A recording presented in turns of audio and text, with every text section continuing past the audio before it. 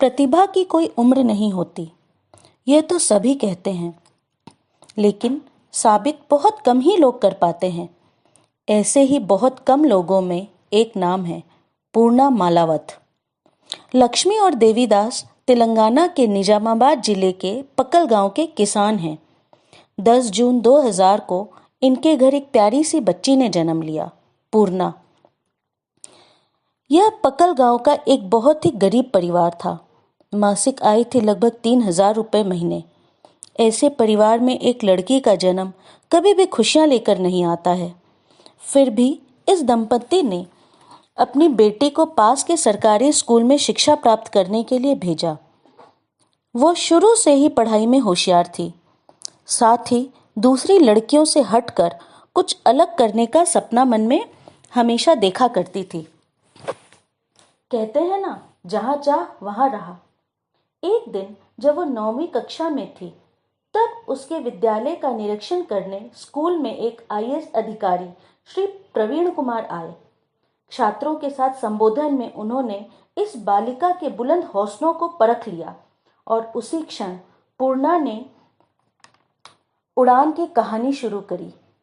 मालावत पूर्णा के हौसलों के आगे लड़की होना, कम उम्र का होना, सब कुछ छोटा पड़ गया। उसके हौसलों से प्रभावित होकर श्री प्रवीण कुमार ने उसे पर्वतारोहण के प्रशिक्षण देने की बात कही। यह बात उसके माता पिता को शुरू में पसंद नहीं आई, किंतु बुलंद हौसलों वाली पूर्णा ने अपने माता पिता को किसी तरह राजी कर लिया। फिर शुरू हुआ 8 महीनों का कड़ा प्रशिक्षण। प्रशिक्षण में तो पूर्णिमा ने पूर्ण लगन से भाग लिया। जब उसे माउंट एवरेस्ट की तलहटी में लाया गया तो उसने कहा, ये लंबा नहीं है, हम इसमें चढ़ सकते हैं। किंतु 60 दिनों की कड़ी मेहनत और सफर और एवरेस्ट की दुर्गम चढ़ाई के मार्ग में आने वाले मृत मानव शरीरों ने उसे अंदर तक हिला दिया और डरा दिया। तथापि अपने आत्मविश्वास और प्रशिक्षण पर विश्वास रखकर वह अपने डर पर विजय पा गई और अपने कदम बढ़ाती चली गई और अंततः आखिरी कदम एवरेस्ट के शिखर को चूमते ही तिरंगे फहराकर 25 मई 2014 को उसने अपना नाम इतिहास के पन्नों में भारत की सबसे कम उम्र की पर्वतारोही के रूप में दर्ज करा लिया।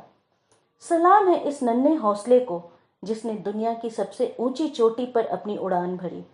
धन्यवाद।